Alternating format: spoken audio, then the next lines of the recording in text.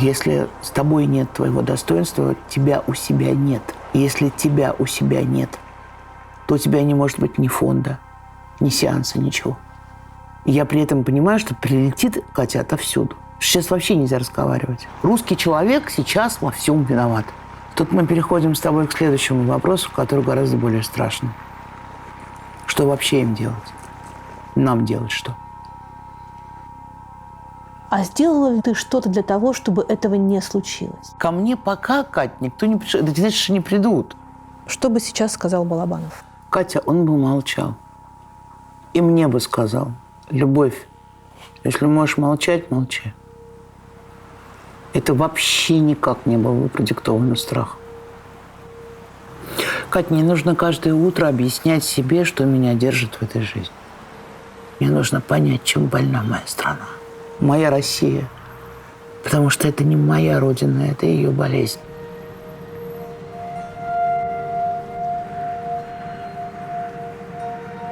Кто тебе цветы такие красивые подарил? Сегодня Сакуров. Очень похожи на Сакурова цветы, кстати, если так можно выразиться.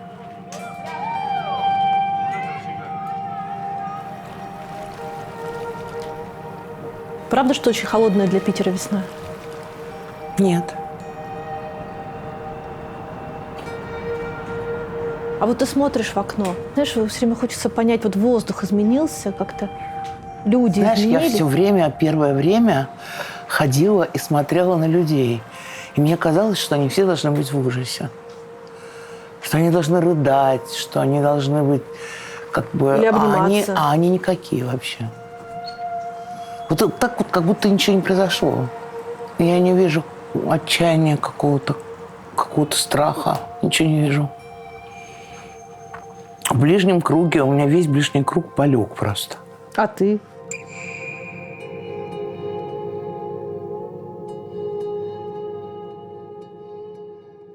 Когда ты 24 февраля понимаешь, что произошло, и ты понимаешь, что тебе нужно что-то сказать, назвать вещи своими именами, подписать какое-то письмо или не подписать его, ты понимаешь, что любое слово, сказанное тобой, может сказаться на фонде, который ты возглавляешь. Катя, я подписала все письма.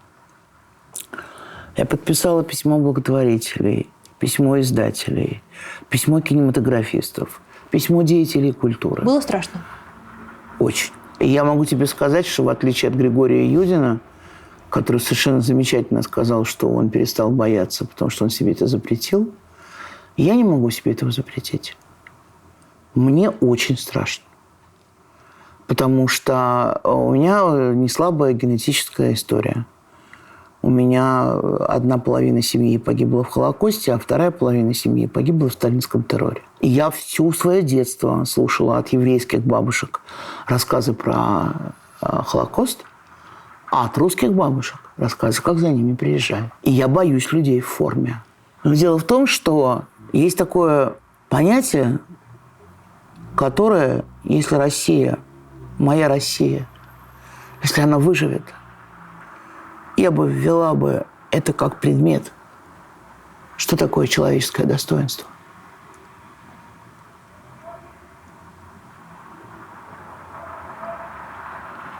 Что это такое?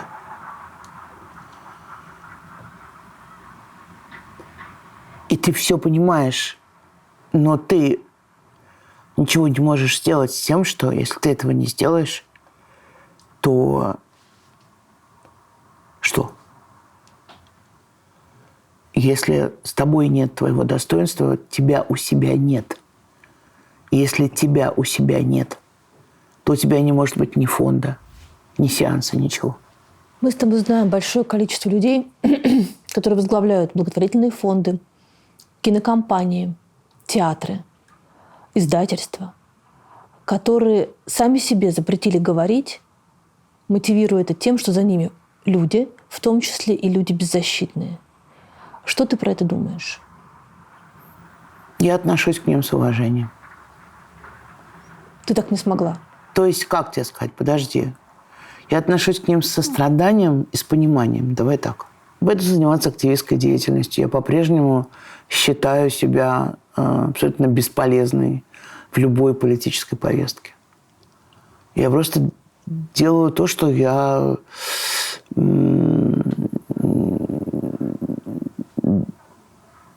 должна делать, больше ничего. И я при этом понимаю, что прилетит Катя отовсюду.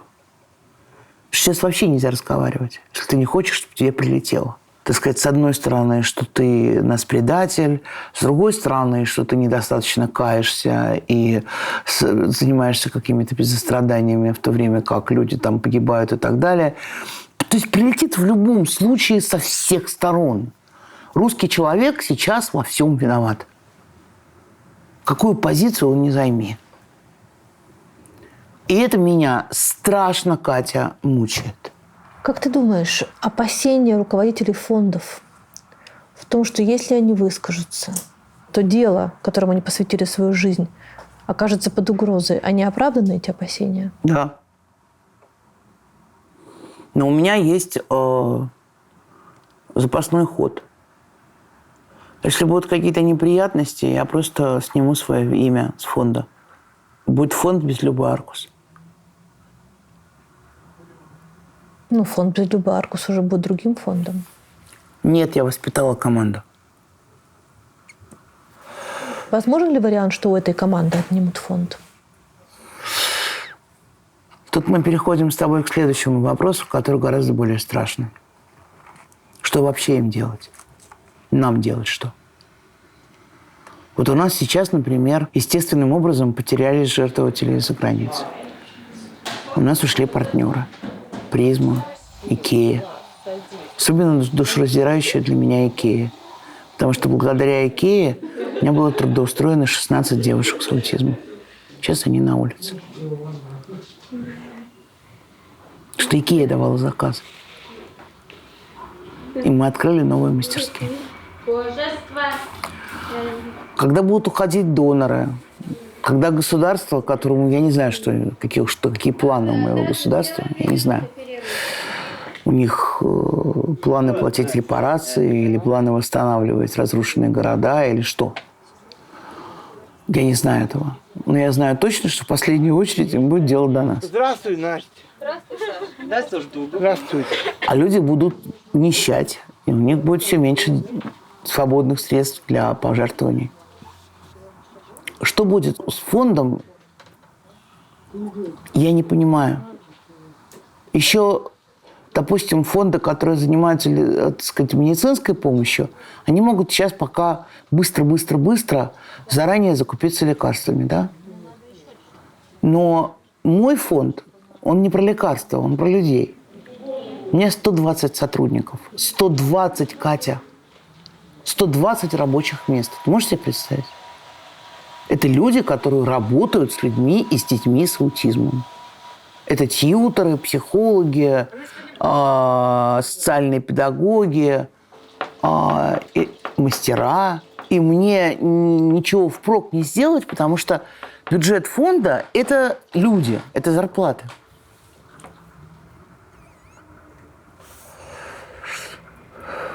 Это правда, что вот в конце февраля, там буквально через несколько дней после 24-го, ты встречалась с семьями аутистов? Да. Что ты им говорила?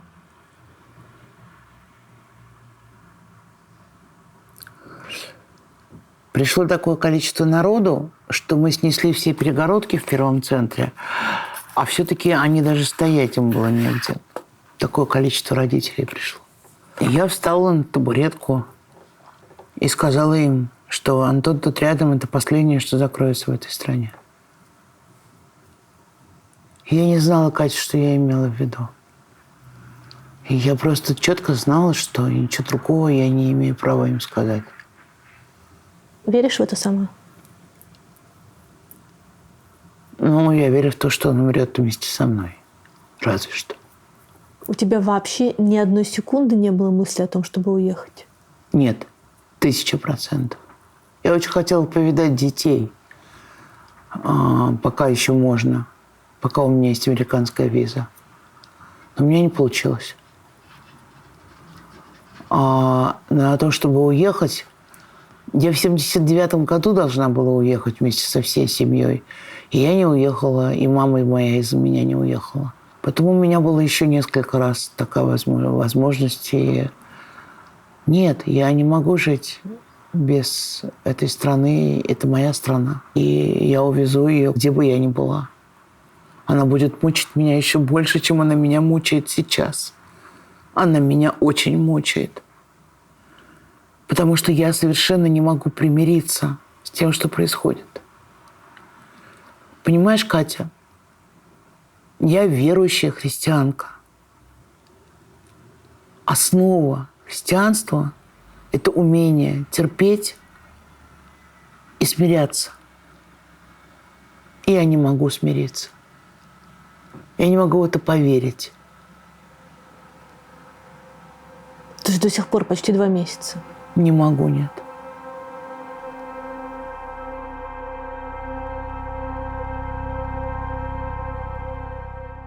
Главный герой интеграции в этом выпуске – один из самых любимых моих поэтов Владимир Маяковский. История про отношения Маяковского с гигиеной. Дело в том, что Владимир Владимирович очень боялся микробов и бактерий, поэтому он всегда носил с собой мыло, а в поездке брал складной таз и одеколон для обтираний. В 1926-27 годах Маяковский несколько раз приезжал в мой родной Ростов-на-Дону. В городе тогда бушевала эпидемия брюшного тифа. И без того опасливый Маяковский для всех гигиенических процедур вместо водопроводной воды использовал боржоми. И в Ростове это вызывало ажиотаж едва ли не больше, чем выступление поэта. В новой реальности путешествия тоже связаны, скажем так, с большим количеством нюансов. Например, со способами оплаты. Делюсь полезным лайфхаком в приложении и на сайте One2Trip. Отели и билеты по-прежнему можно оплачивать картами любых российских банков, вне зависимости от того, где вы находитесь. Отели на One2Trip доступны как по России, так и за рубежом. Выбор огромный. Важный момент. При бронировании гостиницы за границей нужно воспользоваться фильтром условия оплаты и выбрать вариант «Оплата сейчас». Это важно. Деньги списываются с карты, вам приходит ваучер на заселение, и на месте платить уже ничего не нужно. А еще у One2Trip одна из самых выгодных программ лояльности на рынке, особенно по отелям. При оплате бронирования их виртуальные travel-карты с большим кэшбэком на счет возвращается до 15%. Оформляется карта всего за 1 минуту в приложении по номеру телефона, а кэшбэк не ограничивается гостиницами. Покупать по этой карте авиабилеты и билеты на поезд тоже намного выгоднее. Переходим по ссылке в описании и планируем свои поездки вместе с One2Trip.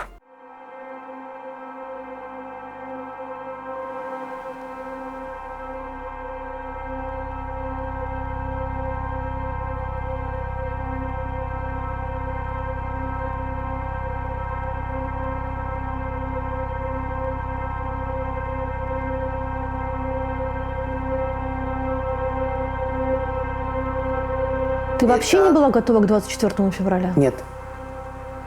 То есть ты не понимала, что к этому идет дело? Я начала понимать где-то за неделю и ужасно злиться на Америку. Начала. Потому что мне казалось, до сих пор кажется, что они его провоцируют и дразнят. Мне до сих пор кажется, что они его недооценивали. Я не берусь, не могу обсуждать Владимира Путина, но он совершенно определенно представляет собой некий психотип, поскольку сам род моей деятельности, Антон тут рядом, предполагает, что мы должны понимать любого человека, из чего как бы состоят его паники, его страхи, его фобии. Это вообще-то главное в работе с аутистами. И я понимаю, из чего он состоит. И мне казалось, что геополитики мира и правители мира, там, руководители НАТО там, и так далее, что они вообще существуют для того, чтобы следить за балансом в мире. За балансом, который бы обеспечивал некое равновесие.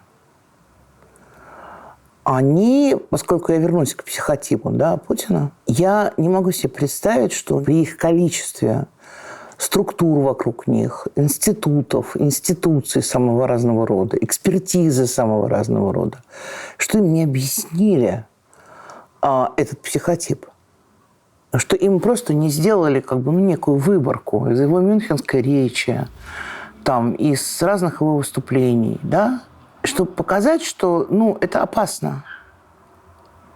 Когда я потом еще увидела, что они, оказывается, боятся Россию, потому что у нее ядерное оружие, я совсем их осудила. Потому что если вы боялись Россию, зачем вы это делали? Да, это вот так сложилось. Я это не обсуждаю. Я не говорю, хорошо это или плохо. Я не политик. Я человек, который только, начиная с 24 февраля, начал все это читать и уходить далеко в историю. В историю отношений России и Украины за последние 25 лет. Подожди, то есть ты до 24 февраля 2022 года вообще не интересовалась политикой? Хорошо, тогда давай так.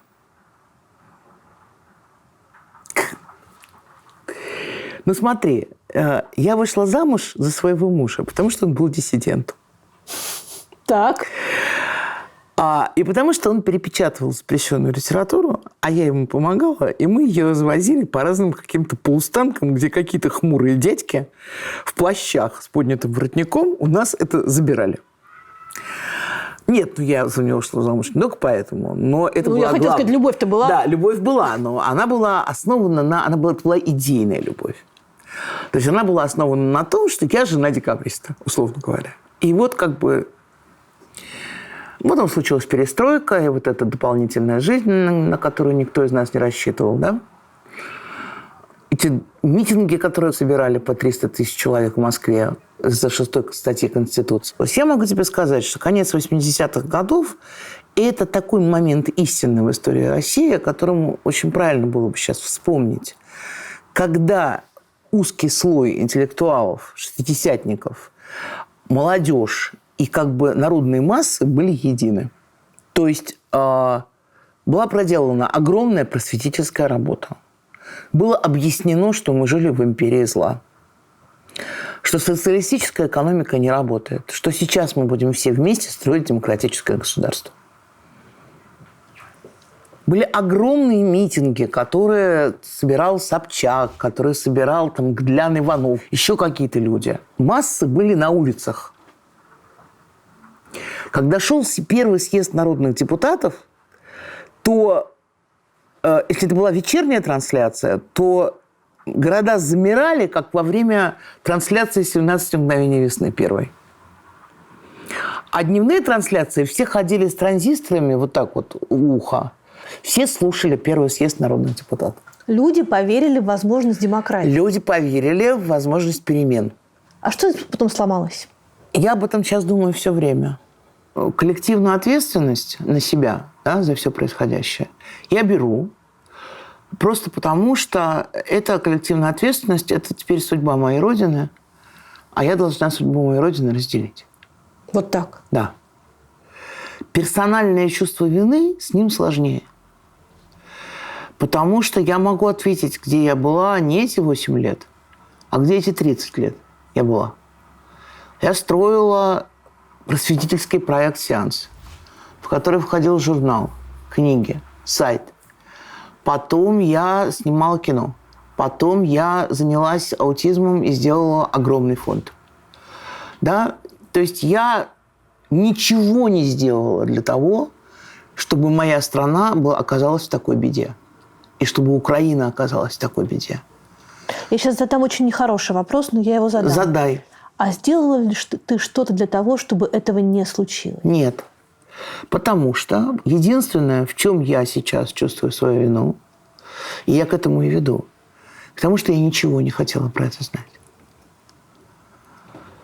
Про то, кто такой Путин, какие у нас отношения с Украиной, какие у нас отношения с НАТО, что происходит с нашей экономикой.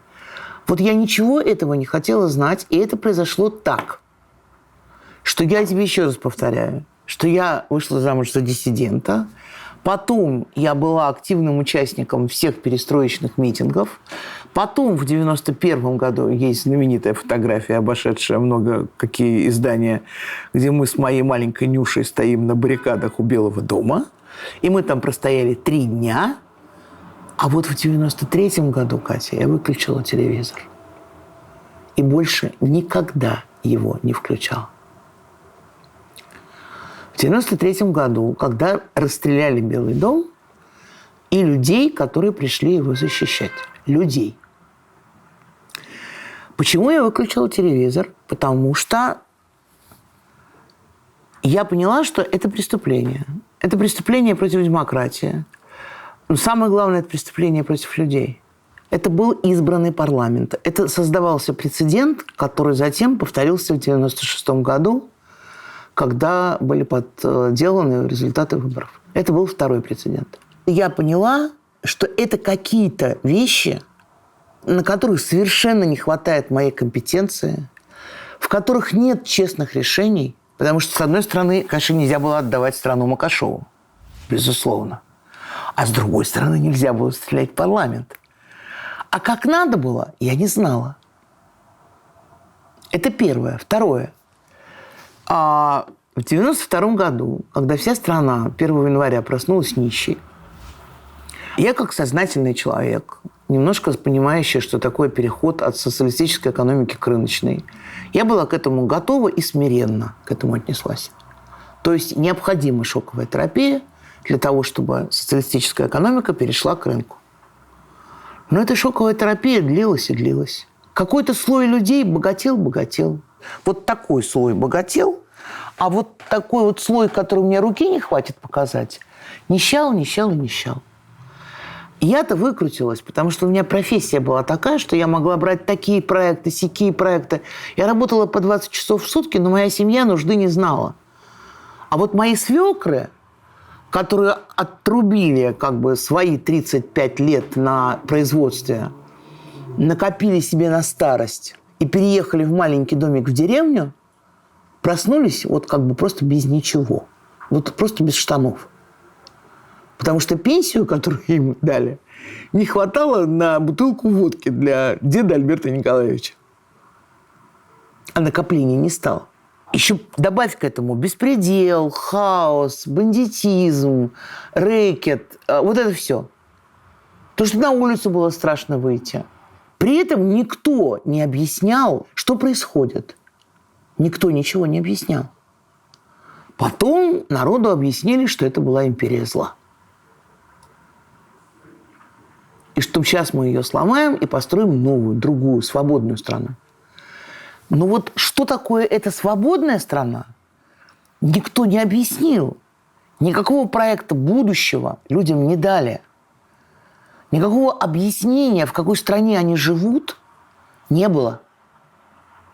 Была страна и не стала страной. Я уверяю тебя, что это была колоссальная травма. Тогда же я поняла, что есть разумное западничество, а есть слепое западничество. И вот бесконечно мною уважаемый, единственный человек из всей этой тусовки, Егор Тимурович Гайдар, дал некую экспертизу для американцев, которые как-то его единственного уважали. Что вообще-то, например, бомбардировки Югославии – это очень нехорошая вещь для России. Потому что в России могут развиваться антиамериканские настроения, и это приведет ее к ксенофобии и изоляционизму. И вообще то, как разговаривают с Россией на всех этих международных тусовках, это не есть правильно. Я даже не могу тебе сказать, как я с этим согласна. Потому что я тогда думала, холодная война закончилась, а нахер нужно это НАТО в таком случае? Вот Варшавского договора уже нет. Вот добросердечный, обожаемый мной Михаил Сергеевич Горбачев все им принес на блюдечке с голубой каемочкой. Зачем? Или возьмите Россию в НАТО. Или отмените это НАТО. А то получается, что она, правда, в изоляции. Я не становлюсь на место Путина. Я просто тебе говорю о том, что я бесконечно грызу себя с момента, как я проснулась, до момента, как пока я ложусь спать, я грызу себя, что я не интересовалась политикой, что я думала, что я выполняю свой долг, воспитывая детей, учеников, делая книги, журнал, и фонд «Антон» тут рядом, да? И значит, это как бы слепота крота, которую я себе организовала, да? Это тоже часть моей вины. Но будем справедливыми. Я, если так объективно говорить, да, и включать доводы рассудка, а не нравственного инстинкта, то нужно сказать, что геополитики всего мира просрали этот мир. Потому что это их профессия договариваться. Это их профессия соблюдать баланс. И теперь давай вот эту идею слабой России как бы посмотрим на нее из двух оптик. Есть моя оптика, моя Любина оптика, да? И она мне не нравится, потому что я люблю свою родину, и я не хочу, чтобы она была слабой. С другой стороны, если бы меня Путин вызвал к себе и сказал: Люб, ну вот смотри, они хотят, чтобы мы были слабыми. А я бы ему сказала: Володя, а давай мы будем строить промышленность, сельское хозяйство. Давай вообще вложим в социальную защиту, в просвещение, в культуру, в здравоохранение. Да ну нахер. Ну, на мой характер. Ну, я ж не политик. Понимаешь? И эта идея слабой России, которая мне не нравится, но я бы ее пережила, честное слово. Потому что мне, честно говоря, по барабану, как они нас видят со стороны. При этом я же понимаю, я могу поставить себе оптику политика и понять, что никакому политику это не понравится. А теперь еще включаем третью оптику. Оптику всех этих людей, которые сейчас как бы нас проклинают. Я имею в виду Запад и Америку, да? А они не понимают, что слабая Россия – это опасно. Это угроза. Это всегда угроза. Потому что это очень большая страна. И очень сильная. Я не хочу пальцем показывать на людей, которых я считаю в этом виноватыми. Не хочу. Им и так плохо. Но все мины, которые взорвались сейчас, с моей точки зрения, ну, может, не все, какие-то еще раньше были заложены, но большинство мин заложены были в 90-е, до прихода Путина. Он пришел на приготовленное место. В 93-м году, когда ты выключаешь телевизор, понимая, что ты не можешь на это повлиять, но куда это все катится, ты тоже не знаешь, правильно ли я понимаю, что ты решаешь заниматься теми делами, в которых ты соображаешь, ну, вот эти условно, то, что потом станет теорией маленьких дел? Я категорически возражаю против термина «теория малых дел». Я его ненавижу, и я против него возражаю. Мы, Катя, строили гражданское общество. Это не теория малых дел. Но не кажется ли тебе, что нельзя строить гражданское общество не в целом, да? Нельзя строить, там, нельзя убирать на одной клумбе, примерно понимая, что на 99 других клумбах насрано. Нет, неправда. И ты сам себе говоришь, ну я же к тем клумбам-то не имею отношения. Ну, во-первых, вот этим и отличается, кстати говоря, украинец и белорус от русского. Ой, на зыбкую почву ты вступаешь сейчас. Хорошо, но дело в том, что украинец и белорус будет свою клумбу окучивать. И она у него будет в порядке. А другой посмотрит на его клумбу и тоже будет окучивать. А когда ты хочешь все сразу клумбы исправить, понимаешь, я еще раз тебе повторяю. Но может же быть закон, согласно которому не может быть на всех клумбах насрано. Катя, я не государственный деятель. Я дилетант. Я думаю, что если бы, допустим, меня бы взяли в правительство, то меня бы на следующий день убили. Вот я в этом... Или уволили бы. Я думаю, ты сама бы убилась. Человек, пока не умер, человек живет. Пока человек живет, ему нужны смыслы. Правильно? Значит, я делала то, что я умела делать. Пока я делала журнал «Сеанс» и книги, это была одна история. Это относилось к культуре, да? И, как я всегда говорила, я получаю деньги за то, что я получаю удовольствие. Я любила свою работу, я делала ее хорошо. Я воспитывала учеников. У меня их человек 30 вообще-то говоря. Большое количество людей выросли, так сказать, на книгах, которые издавал «Сеанс». И ты как бы строишь этот замок на песке, строишь его 33 года «Сеансу» сейчас. Понимаешь? Через все. Ты строишь и строишь и строишь этот замок. Не замок, ну, я не знаю, дом. Ну, это, между прочим, дом, в котором энергии Германа Алексея Юрьевича, который еще много времени проводил в сеансе и очень плотно взаимодействовал с сеансом. Балабанов, Сакуров. Это большое собрание энергий. В том числе уже ушедших людей. Это большая память. Но это все равно еще от того, что сейчас 3 года не будет выходить сеанс, например, да, никто не умрет. Ты хотела сказать, да, имеет ли это значение сейчас, когда рухнул мир? Это просто будет, большая просто боль адская для меня, для Васи, для Арины, для Пети. У нас распадется команда, которая собиралась столько времени. Никто не умрет. Сейчас, когда люди погибают, мы должны делать то, что мы можем, но мы должны понимать, что это не критично. А вот работу с аутистами поставить на паузу нельзя. Категорически. Даже во время пандемии были беспрерывные по часам зумы, прогулки. Мы собирали их на улице и в масках с ними гуляли. Делали с ними гимнастику в Александровском парке. Там еще что-то. Но у них каждый день был занят, даже во время жесткой пандемии. Потому что несколько дней, проведенных вне работы, обнуляют усилия большого количества времени. И они самые беззащитные. То есть как? Нет. Я не хотела сказать, что аутисты самые беззащитные. Я хотела сказать, что подопечные тех людей, тех организаций, про которые ты говоришь, что это были малые дела, да, они больше всех пострадают. Потому что, правила военно-полевой медицины. Сначала нужно помогать тем, кого можно сразу же вылечить и мобилизовать дальше. Тех, кто потенциально возможно вылечить и дальше. И тех, кто совсем тяжелый, беспомощный.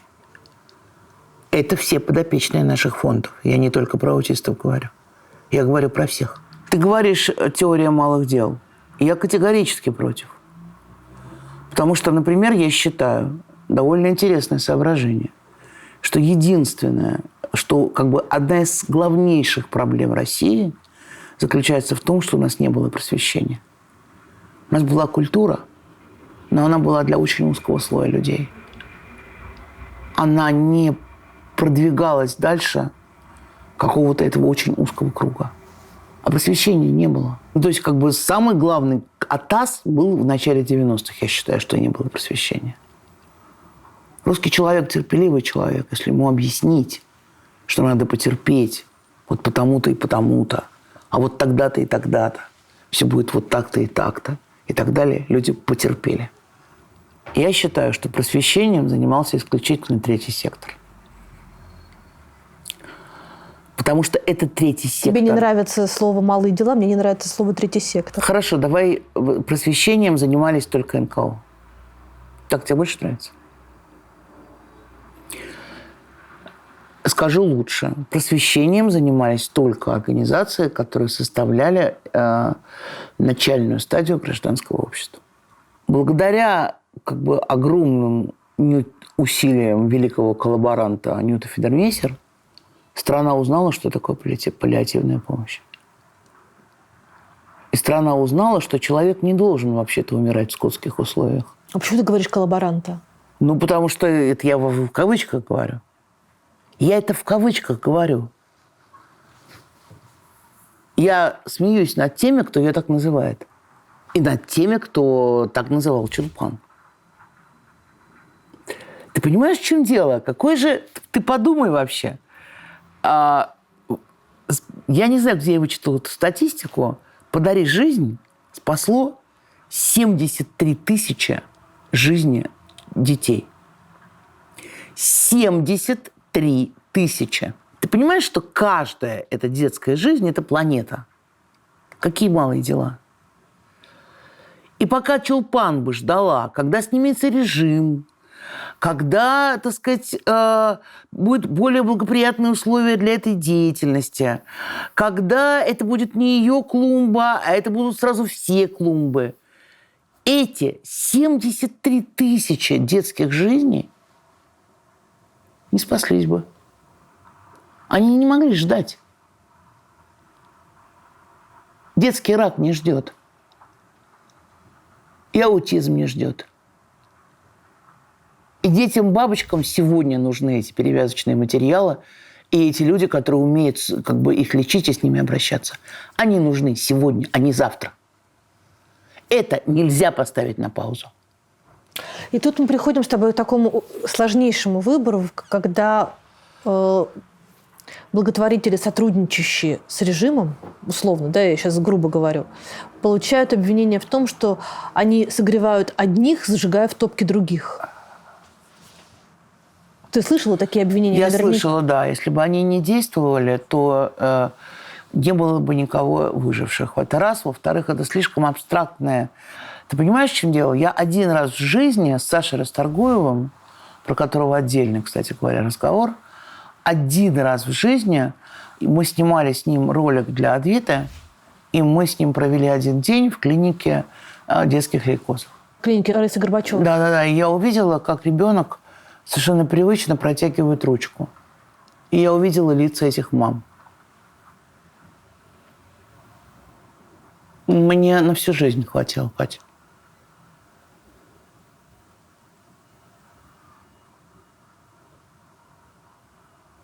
Было ли такое, что руководители благотворительных фондов... Понимаешь, как можно не сотрудничать, как можно благотворительному фонду не сотрудничать с государством? Я считаю, что это какой-то бред, блядь, который родился в головах у абсолютно ни за что не отвечающих бездельных людей. Как можно не сотрудничать с государством? Понимаешь, в чем дело? Если бы Нюта не сотрудничала с государством, у нее был бы один первый московский городской хоспис. Но ей же надо, чтобы эти хосписы были по всей России. Как она это сделает без государства? У меня гораздо меньше получается, чем у Нюта. Я не могу добиться того, чтобы центр «Антон тут рядом» как бы тиражировался по стране. Хотя во многих городах открываются подобные центры, которые у нас стажируются, списывают у нас слова, сметы, концепцию, проводят у нас по 2-3 месяца, уезжают в свои города и открывают там, да? Но мне нужен другой уровень сотрудничества, на который мы еще не вышли. Мне нужно, чтобы был принят закон о распределенной опеке. Как и Нюте это нужно. Мне нужно, чтобы была принята реформа ПНИ. Кто это может сделать, кроме государства? НКО – это переговорщики. Это переговорщики между как бы самыми обездоленными людьми, которые не могут о себе не позаботиться никаким образом, и государством, которое даже если хочет им помочь, не может им помочь в силу неповоротливости и совершенной неприспособленности для этого своей бюрократической структуры. Мне кажется, что в этой конструкции фонды нужны государству сильно больше, чем государство нужно фондам, потому что фонды закрывают те дырки, на которые у государства нет ни времени, ни сил, ни желания. Катюш, ты понимаешь, в чем дело? Это мы сейчас с тобой будем переходить к такому моменту. Знаешь, есть муж и жена. Да. И все отлично знают, что на самом деле жена гораздо более нужна мужу, чем он ей. Но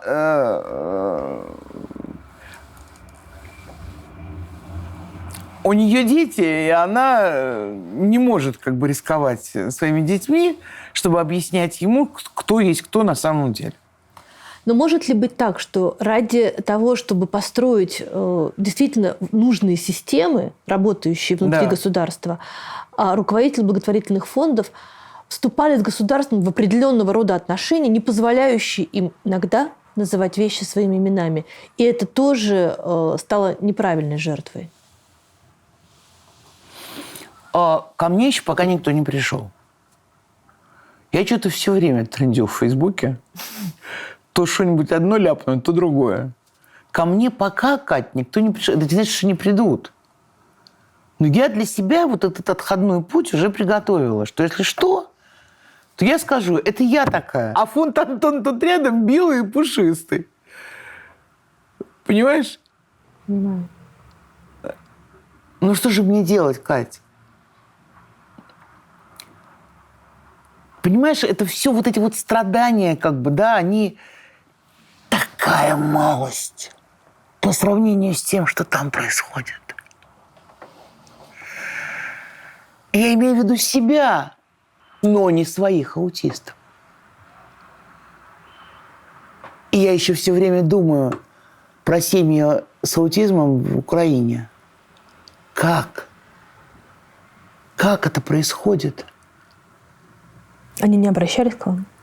У нас есть мальчик Богданчик, который к нам у нас появился лет 5 назад после Донбасса. Они беженцы с Донбасса. Ну, мы им помогаем. Пока не обращались. Конечно, если обратятся, я в лепешку расшибусь. Я не могу себе представить, что такое ребенок с аутизмом во время взрывов и вообще вот это вот все. Вот это вот все.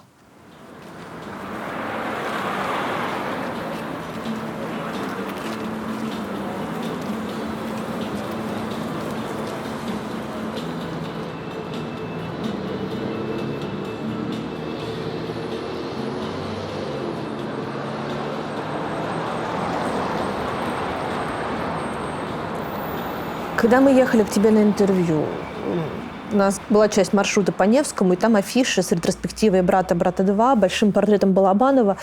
И много раздается голосов, связывающих идеологию нынешней войны с именем Балабанова. Ты сейчас закончила фильм про... Маша Кувшинова написала текст в издании «Холод» про имперскость Балабанова и про то, что пока наше кино будет имперским, оно будет опасным. Дурацкий вопрос, но давай с него начнем. Что бы сейчас сказал Балабанов? Катя, он бы молчал. И мне бы сказал: любовь, если можешь молчать, молчи. Это вообще никак не было бы продиктовано страхом. Он ничего не боялся.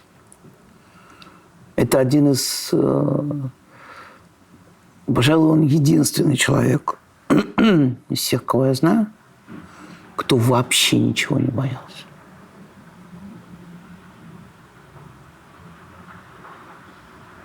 Я не думаю, что он любил Бродского, но я думаю, что он совершенно разделял его соображение о том, что у этого мира не очень хорошая репутация.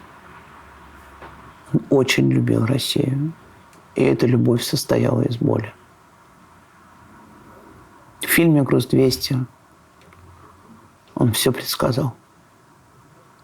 В фильме «Я тоже хочу», где, как ты помнишь, пространство представляет из себя ядерную зиму.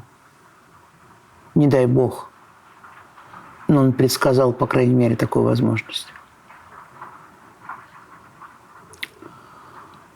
Он очень любил Россию, но он понимал, как сложно она устроена. И он ее чувствовал. Вот это унижение, да, 90-х годов, он чувствовал как свое. Он сделал фильм «Брат», который ты говоришь, что ты не любишь, а это гениальный фильм. Это просто гениальный фильм. Гениальность его определяется сначала выбором актера. Потому что на роль вот этого человека с оружием в руках, который мочит всю... С чеченским военным прошлым.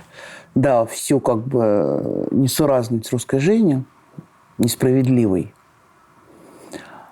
полукриминальной и так далее, Он выбрал мальчика пухлогубого, с нежной ангельской невинностью в глазах, с университетским образованием. Искусствоведа.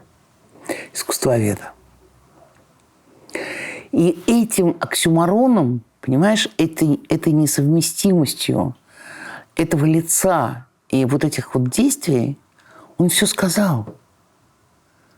Кроме того, что, как ты помнишь, по содержанию фильма этот мальчик, который хочет восстановить справедливость, который все время хочет защитить униженного, с оружием в руках, да? Что он все время хочет сделать что-то хорошее, но он сеет вокруг себя горе и смерть. «Я не люблю тебя», — говорит ему трамвайщица. «Уходи». «Вот и ты пропал», — говорит ему немец. «Я не возьму у тебя деньги».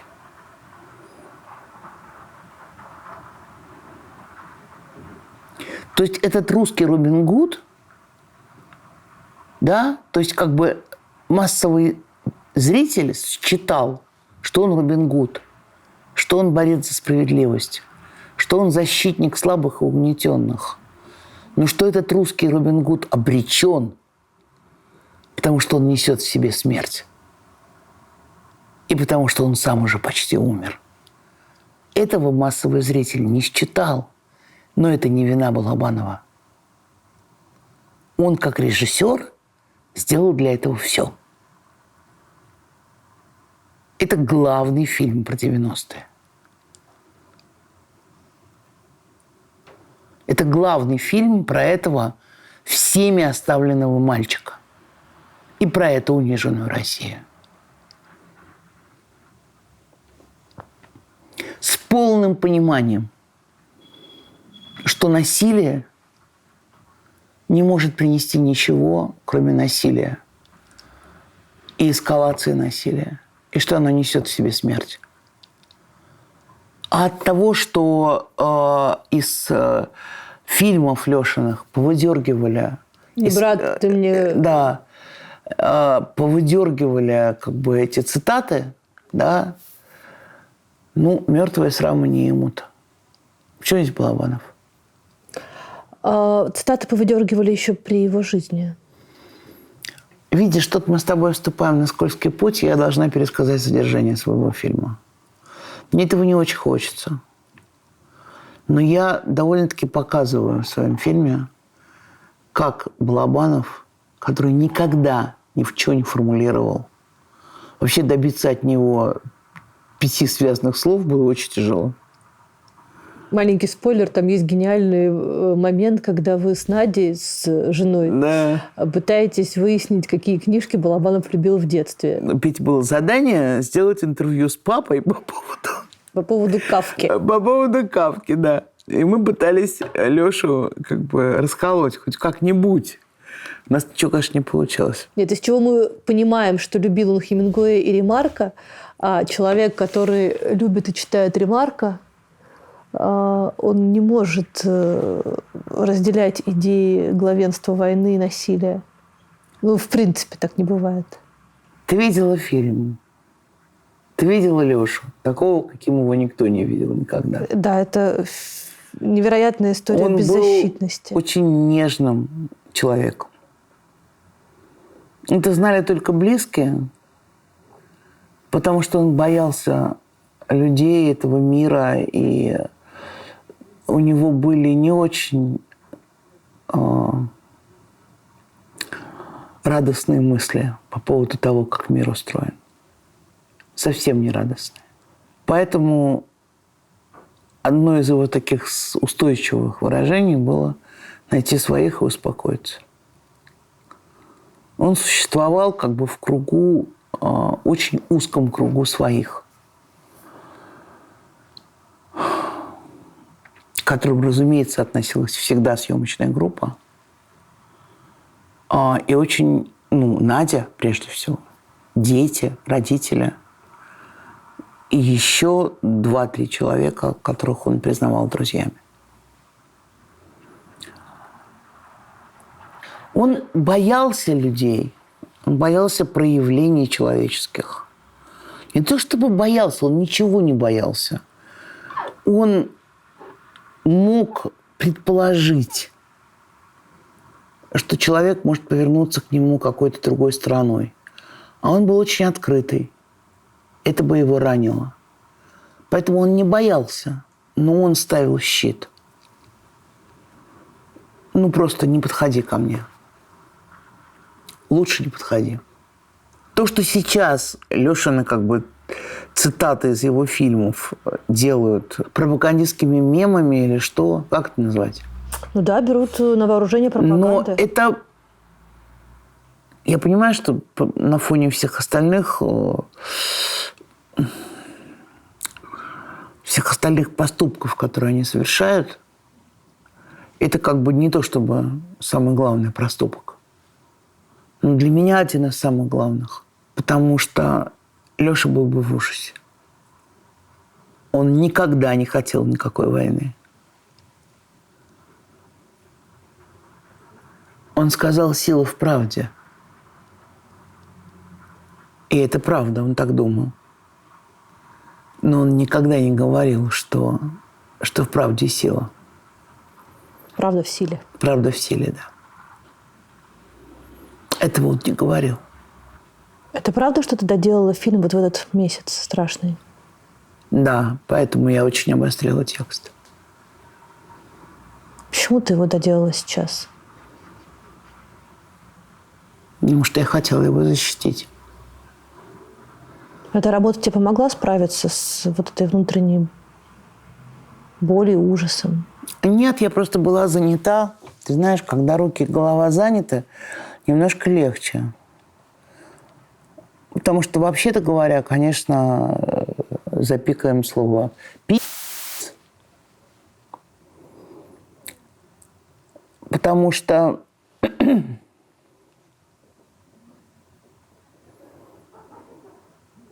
Катя, мне все время кажется, что мне это снится. Все время. Каждое утро. Вот перед тем, как я проснусь, мне кажется, что все это приснилось. Следующее, что мне кажется, что я сейчас пойду, открою компьютер, а там будет написано, что все закончилось.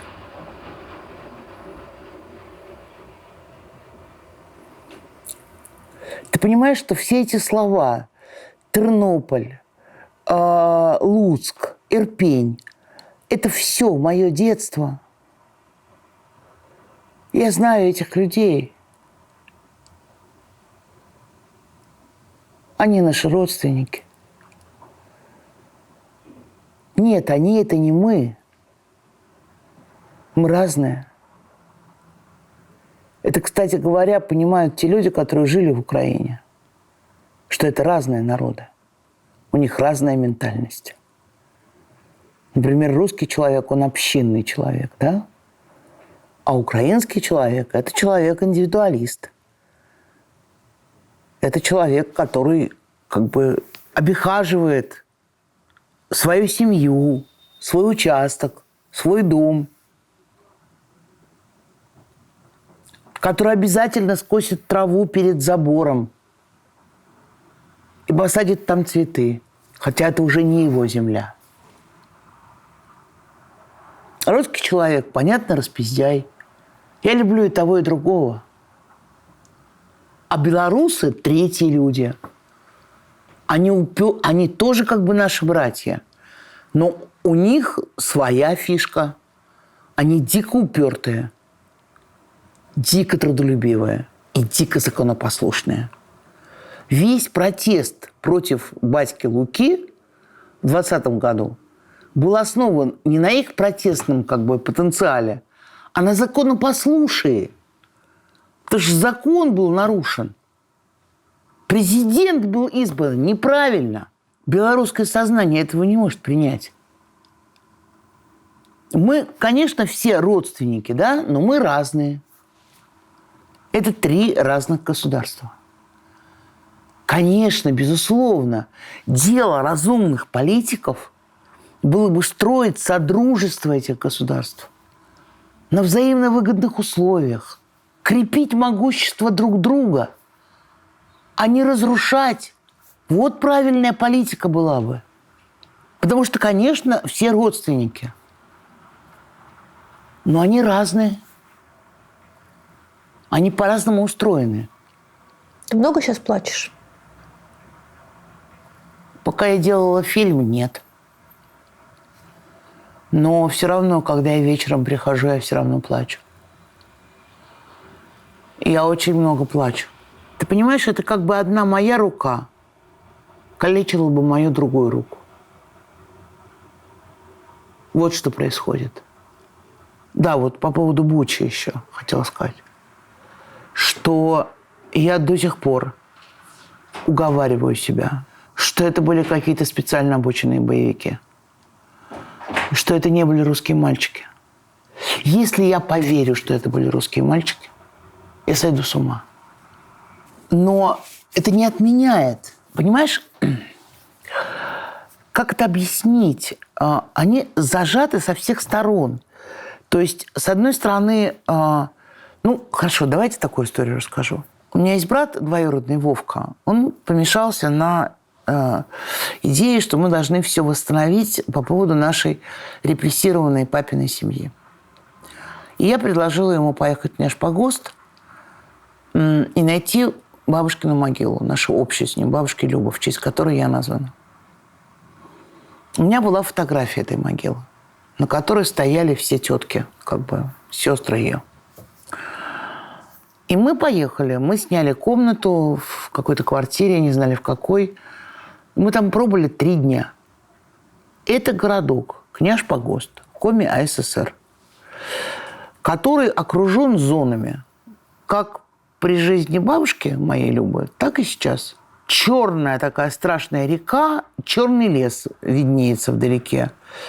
Лютый холод, который сменяется лютой жарой и страшной мошкарой. Так вот ты идешь и месишь глину. Никаких дорожек нет. Какие-то развороченные могилы с какими-то вывороченными гробами. И все могилы очень новые. То есть старых могил нет. Мы так и не нашли бабушкину могилу. Очень много фотографий детей по тамошнему обычаю, сфотографированными мертвыми. Очень страшно. С закрытыми глазками там. И огромное количество молодых. То есть ты идешь 23 года, 24 года, 22 года, 20 лет, 18 лет. С нами все время ходила женщина, которая нам помогала и сказала, что просто ей приятно с нами находиться. И я у нее спросила, а почему такое количество молодых? А она сказала, а что тут делать? Тут, если ты не работаешь в зоне, никакой работы нет.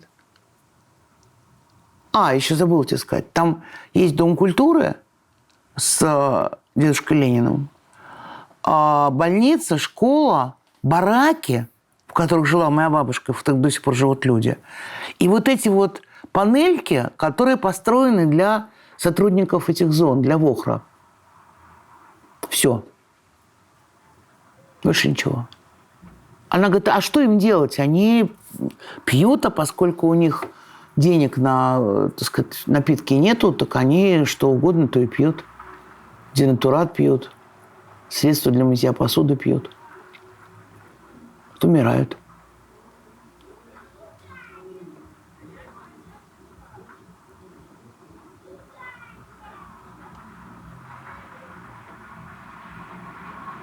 Ты бы хотела, чтобы этот фильм увидел кто? Про Балабанова? Я не знаю. Я бы хотела, чтобы как можно больше людей поняло, что он к этому не имеет никакого отношения. Что это спекуляция на мертвом человеке. Свое отношение к войне он высказал в фильме «Груз-200». Его можно посмотреть, он в доступе. Это мой самый-самый любимый фильм.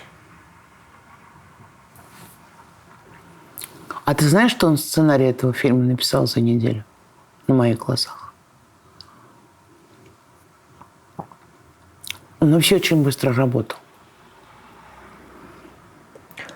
Там в фильме вы говорите о фильме, который он хотел снять. В Кострому вы ездите смотреть на Тору. Да, вот фильм назывался «Мой брат умер». Это один из самых загадочных сценариев, которые я читала в своей жизни.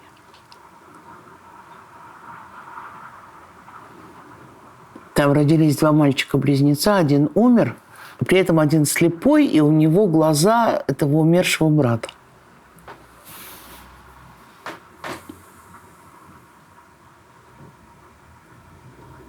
Да, сейчас страшно звучит, правда?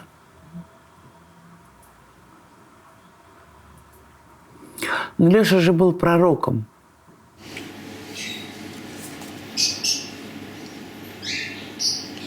Да, ты не покажи мне. Сейчас тебе скажу. Вот, конем сюда ходи. Что тогда? Ну, Я не увидишь, съест. увидишь, увидишь. Да я не съест никто. Никто не съест тебя. Пока я с тобой, никто тебя не съест.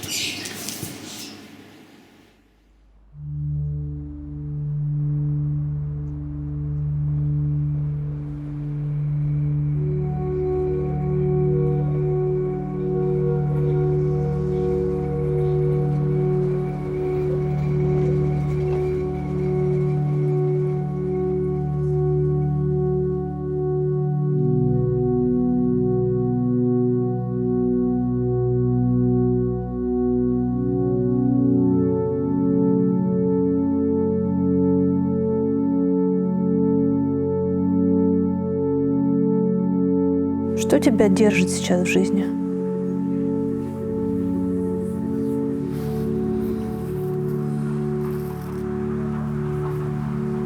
Кать, мне нужно каждое утро объяснять себе, что меня держит в этой жизни. Мне нужно каждое утро себе об этом напоминать. Меня держит в этой жизни около 400 семей с аутизмом. Меня держит в этой жизни команда сеанса. Потому что пусть без сеанса можно прожить в это военное время, но это сердце мое, тело моей жизни, и это люди, которые совершенно не могут без этого. И это наша аудитория, которая, представляешь, сейчас, в это время, люди массово оформляют подписку годовую на сеанс. Что это, Катя?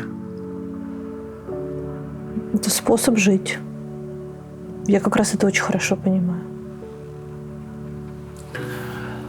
Но, тем не менее, ты понимаешь, как только ты думаешь о том, что происходит, то тебе нужно очень много времени, чтобы объяснить себе, что все твои смыслы имеют какое-то значение. Смотри, у меня была мама, Фаина Абрамовна. Когда я была маленькая, она была очень доброй. И все мое детство было освящено ее любовью. И я думаю, что если бы она так страшно и безумно меня не любила, то я бы не была такой. Очень много в моей жизни сложилось бы по-другому. Она просто очень сильно меня любила. Она была слабая, всегда больная, или делала вид, что больная, или ей казалось, что больная. Но ей нравилось быть больной. И очень красивая, в отличие от меня. У нее было огромное количество поклонников. И огромный круг людей, которые ее обожал. Во Львове. Были журналисты, художники, режиссеры театральные и так далее. Она была очаровательной. И больше всего на свете она любила меня. И потом случилось много разного всего. Это было в конце 80-х, когда, с одной стороны, пришел какой-то определенный ее возраст, с другой стороны, человек, с которым она жила 15 лет, решил уехать в Америку, с третьей стороны, уехала вся ее родня, и все ее подруги, и все ее друзья. И она осталась совершенно одна. Я встала на голову и перевезла ее в Петербург.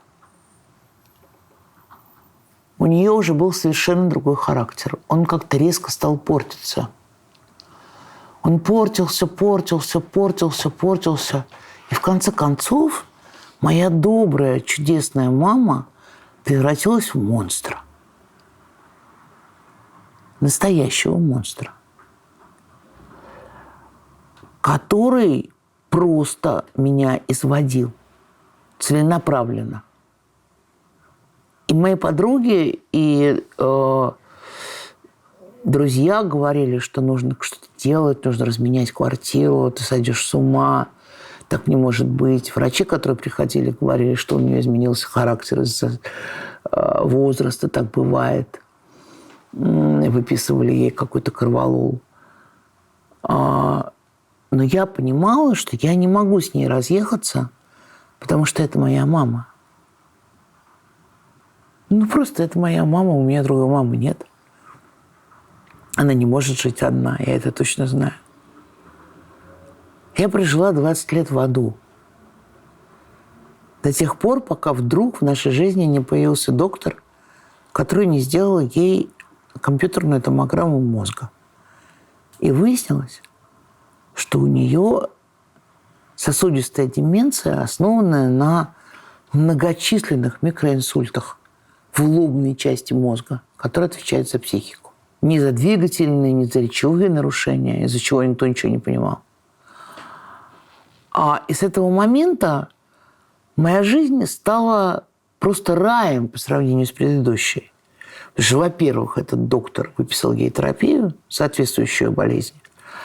А во-вторых, я стала понимать, что это не моя мама, это ее болезнь. Вот что касается России, я специально рассказала эту историю. Я почему сейчас все время изучаю 90-е годы? Маниакально. Потому что мне нужно понять, чем больна моя страна. Потому что это не моя родина, это ее болезнь. И надо различать такого рода вещи.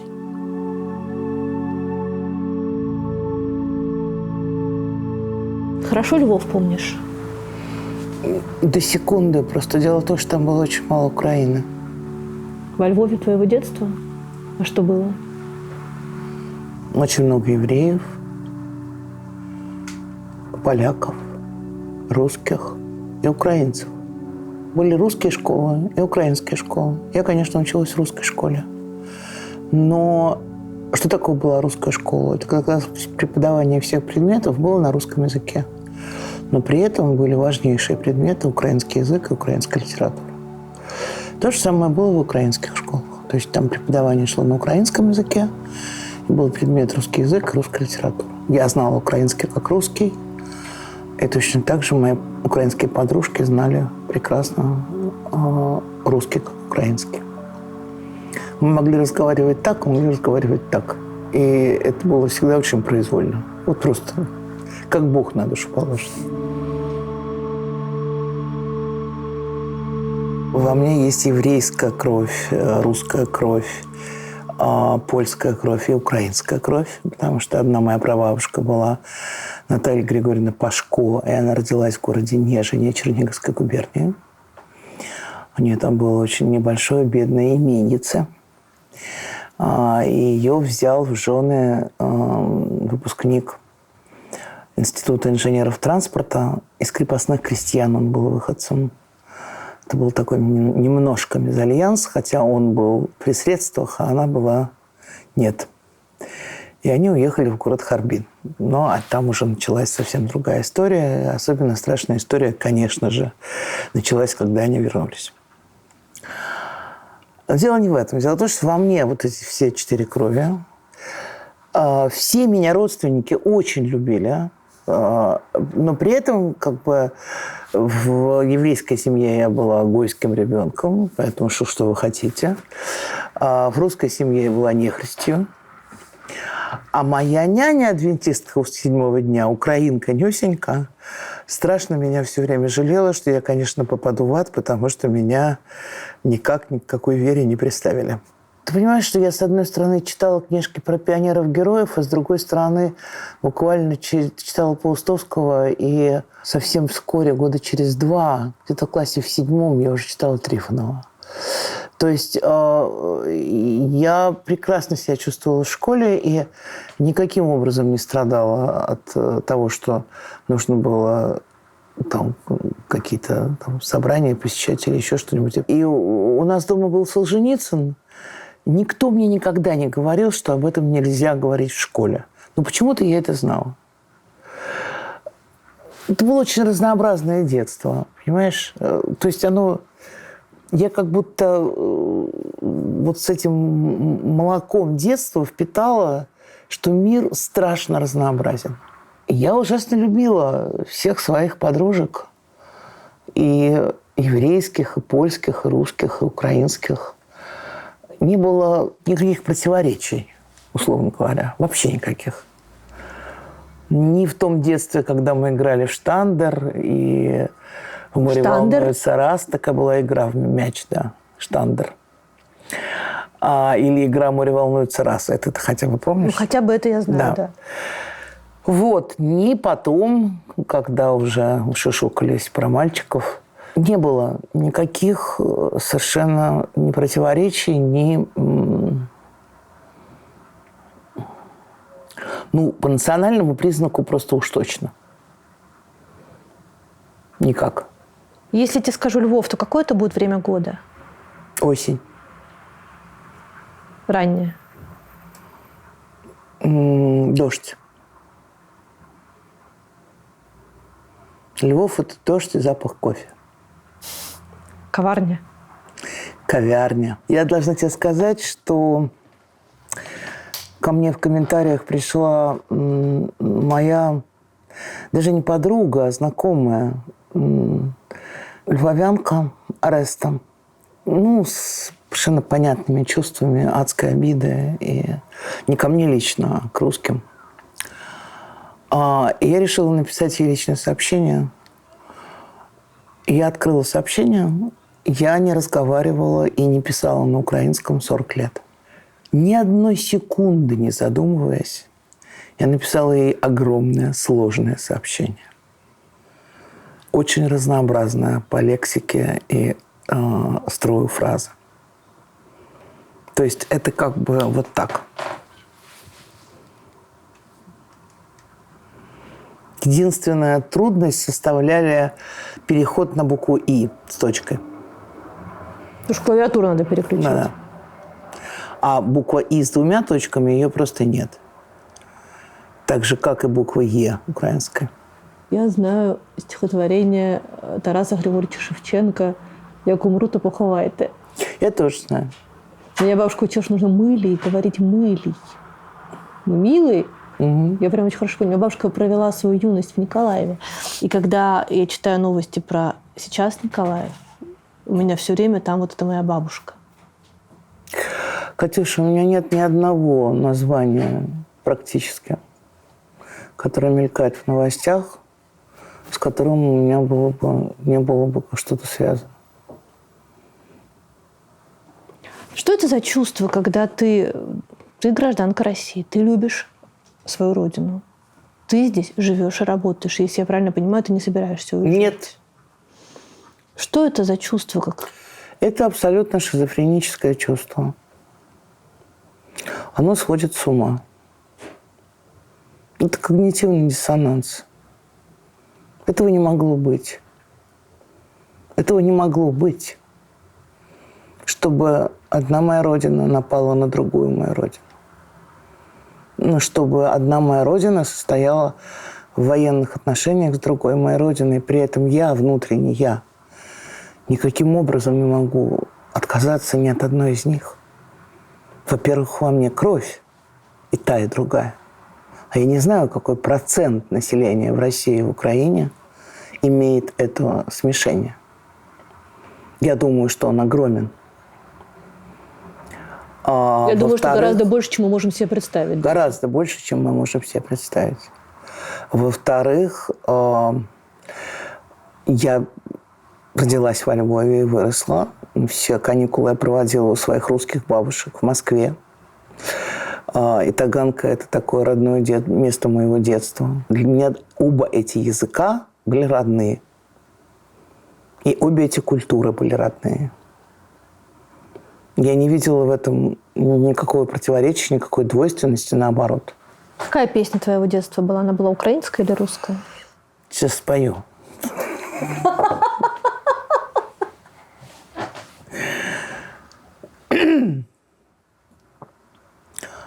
Ой, чи то кінь стоїть, та сива гривонька,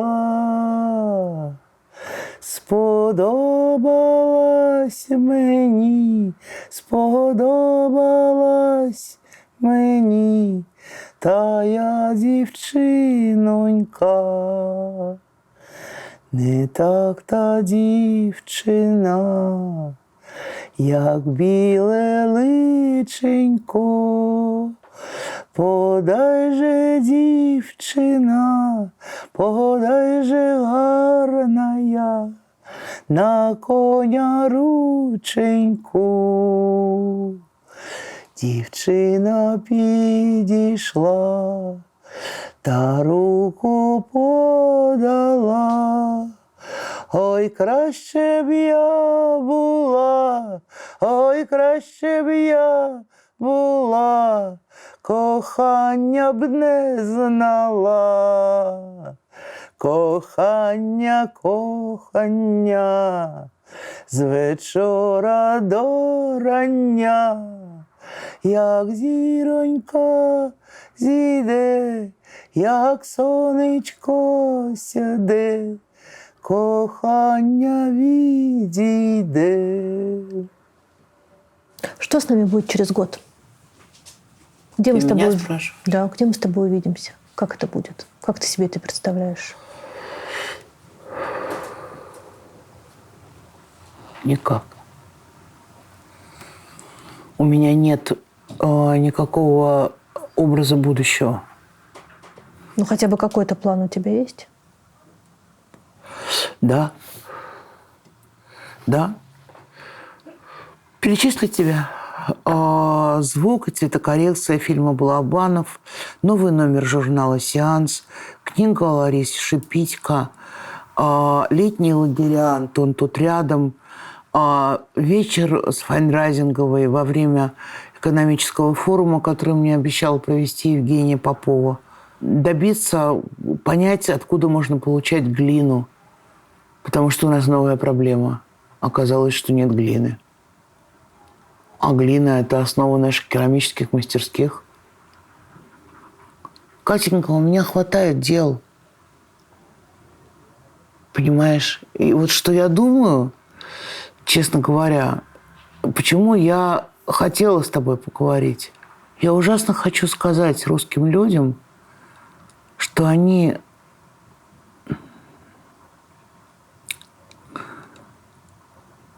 сейчас со всех сторон будут подвержены очень сильному прессингу, разнообразному, моральному, экономическому, политическому, какому угодно. И мне очень хочется сказать им, что я жалею себя вместе с ними.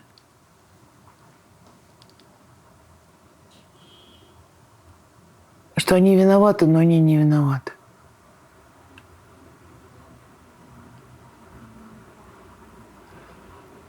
Что когда нам рассказывают наши друзья из Голландии или из Германии, почему мы не выходим на митинги, они совершенно забывают о том, что совершенно по-разному устроены демократия, автократия. И что я очень надеюсь, я никуда не уеду от своих аутистов. Родина или истина, Люб?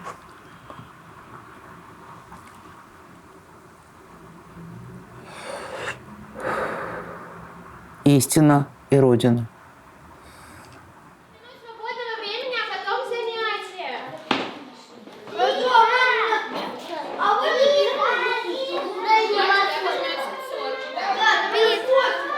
Там два входа.